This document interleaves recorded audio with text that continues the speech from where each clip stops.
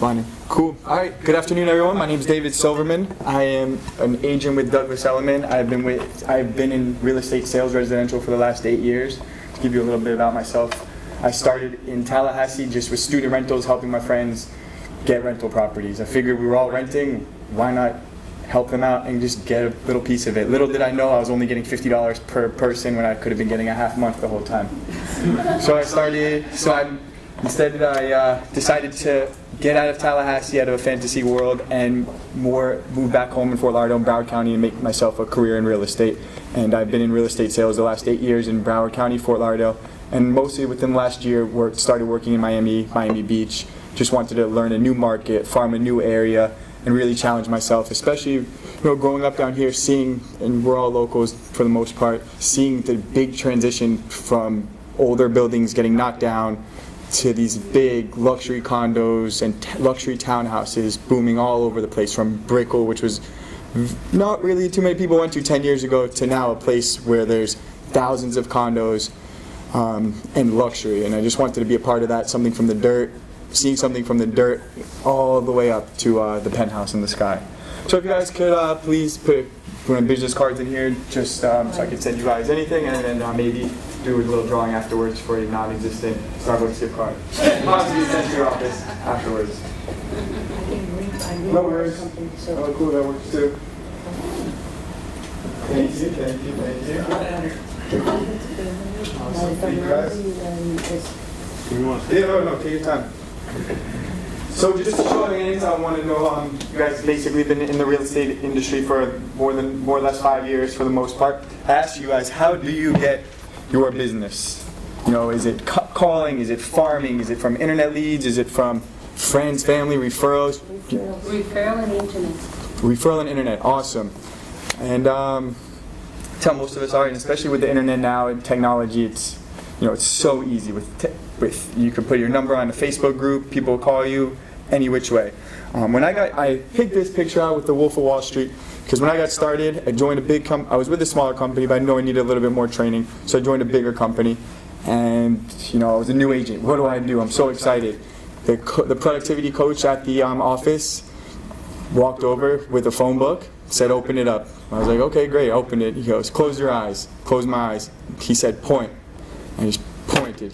And I landed on a name and a number. He goes, "All right, great. You start there and just work your way all the way down." To call. And then to call. And then turn the next page and call all of them. And that's why I found it very fascinating with the Wolf of Wall Street, because when he first started in the penny stocks, they did the same thing. Open the phone book, pick a number, call. So it's very possible to make literally billions of dollars year after a while, but you just need to really get your foot in the door. And that's exactly why I find this picture very fascinating, because he did the same thing. Started at the very bottom of the stock market, of the financial advising industry, and then worked his way up to being one of the top bosses in the entire world, into the world. So I found that very fascinating. And I ask, is calling important? And I definitely think so. And then we can basically ask ourselves, is cold calling really worth it? And does it necessarily need to be cold calling? Cold calling versus calling. Most cold calling fails because most people sound like they're making a cold call. Cold calling really implies something less than warm and pleasant. It doesn't sound like internal. It's like a computer. Within the first 30 seconds, within the first 10 seconds of a telemarketer calling you, that you already want to hang up. They don't engage you. So dialing for dollars, what this course is called, I want to put a little spin on it. It's more of put a positive mental image in your head than something cold. It's more of a mindset versus a set mind. A set mind, you're all right. This is cold calling. I'm cold calling. It's not really fun. But if you're in the mindset of dialing, I'm dialing for dollars. I'm making money. That's a more positive mental image. Exactly. Just get. It's almost like David saying, you smile, say I love you versus no, I don't love you. When you get into your head that you have a target, you have an end goal, dollars. That's where you want to be. So when dialing for dollars, most people want to get something from a phone call or get something from someone. You want to get an appointment. You want to get a sale. No one wants to give someone anything especially if they don't know them. If they don't know them, without the trust and the respect from them. And hence most salespeople fail when making cold calls because it sounds like a robot. You sound like a computer. They should change the name already.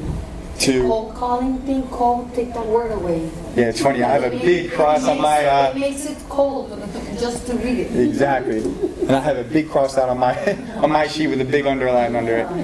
So come back. So it's noted. I will make that change. So yeah, cold calling versus just calling. It's calling. Okay, and I find it very fascinating that when we as realtors, our job is really to qualify buyers and sellers. But when dialing for dollars, it's more like disqualifying. It's a disqualifying purpose. It's a disqualifying purpose. Think about yourself as digging for gold or diamonds. You're digging through a lot. You're panning out until you get the diamonds, until you turn it over. So yes, you're going to go through 100 calls before you get your one appointment.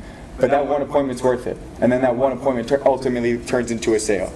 So by disqualifying as many people as possible, by disqualifying them, you eliminate time, you eliminate money, you eliminate sending literature such as pre-qualifying packets, door hangers, any mailers, direct mailers. You eliminate all that to people that are, one, not motivated to sell, two, don't want your help in general, and three, got to think about where they might be when you do call them. They might have just lost a pet or relative, and they might not be in the right mindset to talk to you. It's not necessarily that they don't like you. They just may have a bad day. Okay, great, David, thanks for calling. Have a great day. I hope everything works out in the end. But if anything, you have my phone number if you want to reach out to me in the future. You have 45 seconds to really deliver the message that you want to give them. Avoid all the small talk. No need to say, "Hey, Kevin, how are you? What's going on? This is David from Douglas Elliman." Get right into it. "Hey, Kevin, this is David Silverman calling from Douglas Elliman. Curious to know why your house didn't sell today." Oh, okay. Well, awesome. Or, "Hey, Kevin, this is David Silverman calling from Douglas Elliman. Calling about the house for sale on, we're calling about your house for sale on 10th Street." Okay, great. And then go right into it. You have 30 seconds to just deliver that message. Deliver it powerful, strong, and confident when you're on the phone with them. And then you'll convert. And then you'll get them to like you as well. You'll be most effective in those 30 seconds when you could identify the problem that you who are calling, identify their problem. Why didn't your house sell? Or I'm calling about the house for sale. Not asking about how their day is, because they might be having a terrible day. So avoid asking them a non-necessary question. Furthermore, what time of the day is the best to call? Is it day or night, morning or afternoon? All are good times. But first, understand the law. In a nutshell, really restrict your calls to 8 a.m. to 9 p.m. I know of some agents that call at 7:15 in the morning, that's great, but 7:30, but it's still a little too early for most people, whether they're getting out for work, getting their kids to school. 8 a.m. is what I find is the right time, especially when you want to call in the morning, and then you have all the way until through the night.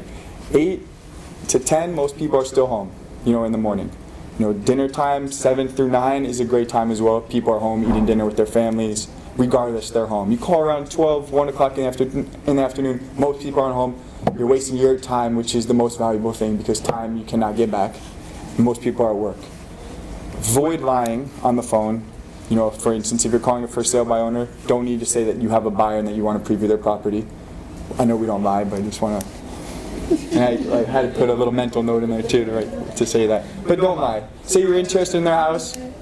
You're the main listing agent. You specialize in selling houses that people try to sell on their own, and they can't.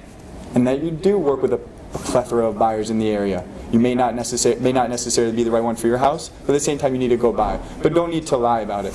The goal regardless if you're calling for sale by owners, is to get a listing or to at least understand the inventory in the neighborhood, the different floor plans, different turnover in those neighborhoods as well. Also, don't block your phone number. Nowadays, where we get tons of phone calls a day, I've already had 3 just sitting here. Whether it's from other salespeople, other realtors, anybody, don't block your call. Rather, get creative. I know of an agent. He calls himself the Real Estate Ninja. It's his caller ID. It comes up, Real Estate Ninja. Just something different, where they want to answer it. Who's this ninja calling me? You answer it. And if anything, That's a good one. this guy's got 30 seconds to give me his pitch. Exactly. That's a good one. So just be creative. Okay. Be out of the box.